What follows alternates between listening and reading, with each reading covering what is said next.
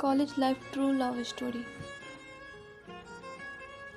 College का पहला दिन था। सभी के सामने नए नए चेहरे थे। सभी लोग इन्हीं नए चेहरों से अपनी पहचान बनाने में लगे थे। सभी एक दूसरे से अपना परिचय करा रहे थे। तभी कॉलेज के पहले दिन का हमारा पहला क्लास शुरू हुआ। क्लास से पहले चल रहे इंट्रोडक्शन के इस सिलसिले को मैम ने और आसान बना दिया।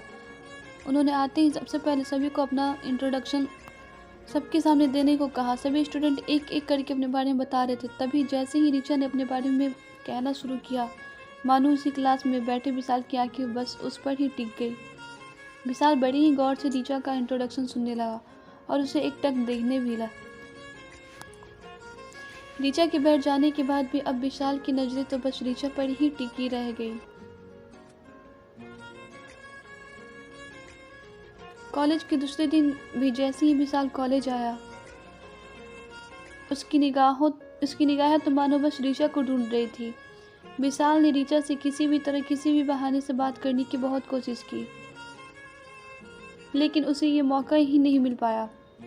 ये सिलसिला काफ़ी दिनों तक चलता रहा। तभी एक दिन कॉलेज में एक असाइनमेंट के लिए एक ग्रुप बनाया गया, जिसमें ऋचा और विशाल का नाम एक ही ग्रुप में था। यह सुन विशाल बहुत खुश हो गया। आखिर अब उसे ऋचा से दोस्ती करने का मौका जो मिल गया, और वो इस मौके को किसी भी हाल में गंवाना नहीं चाहता था, और हुआ भी ऐसा ही। साथ असाइनमेंट बनाते हुए ऋचा और विशाल में बातचीत शुरू हुई और फिर देखते ही देखते दोस्ती भी हो गई।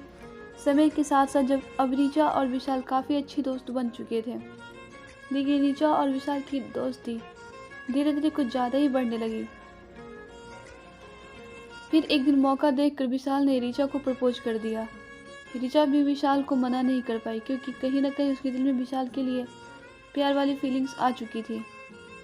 अब दोनों के साथ साथ लवर भी बन चुके थे, इसलिए कॉलेज के बाद भी दोनों का मिलना जुलना जारी रहा। अब तो पूरे क्लास को भी ऋचा और विशाल की लव स्टोरी के बारे में मालूम हो गया।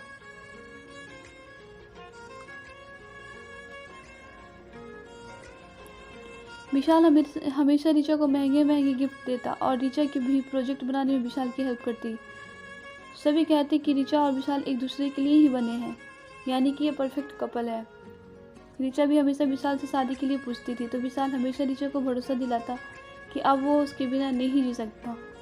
3 साल तक दोनों का रिलेशन बहुत अच्छा चला, लेकिन कॉलेज के बाद अब ऋचा और विशाल का मिलना काफ़ी कम हो गया। ऋचा के फ़ोन करने पर विशाल ठीक से उससे बात नहीं करता। वो कहता वो अपने पापा के बिजनेस में ध्यान दे रहा है। हालांकि ऋचा ने अपने घर में भी विशाल के बारे में सब कुछ बताया था, इसलिए उसके घर वाले भी अब उस विशाल से शादी का दबाव बनाने लगा। लेकिन अब ऋचा अपने घर वालों को कोई जवाब नहीं दे पा रही थी।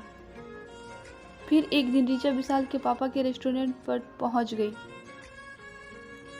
वहां उस वक्त विशाल नहीं था, तो ऋचा ने विशाल के पापा को कहा कि वो विशाल की फ्रेंड है और यहाँ से गुजर रही थी, तो यहाँ आ गई। फिर मैंने किसी तरह से उसका नाम जाना और जल्दी विशाल के पापा ने ऋचा को बैठाया और वेटर से कुछ खाने पीने की चीज़ें लाने को कहा। दोनों बैठकर बातें करने लगे। तभी विशाल के पापा ने कहा, बेटा तुम आ रही हो ना विशाल की शादी में। यह सुन तो मानो ऋचा को अपने कानों पर विश्वास नहीं हुआ। उसने फिर से पूछा, तो उन्होंने कहा कि हाँ, विशाल की शादी है अगले महीने और उसी की तैयारी में लगा है। बहुत खुश है वो, आखिर अपनी पसंद की लड़की से शादी कर रहा है। दोनों स्कूल टाइम से ही एक दूसरे को जानते हैं।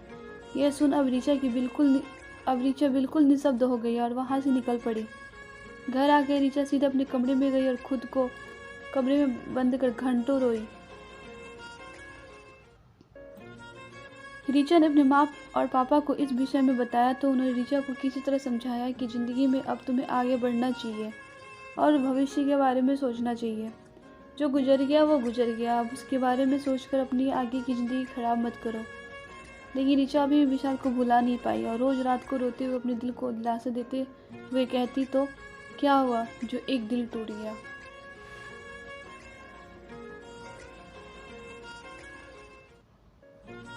स्टोरी अच्छी लगे तो प्लीज़ लाइक सब्सक्राइब शेयर ज़रूर करें।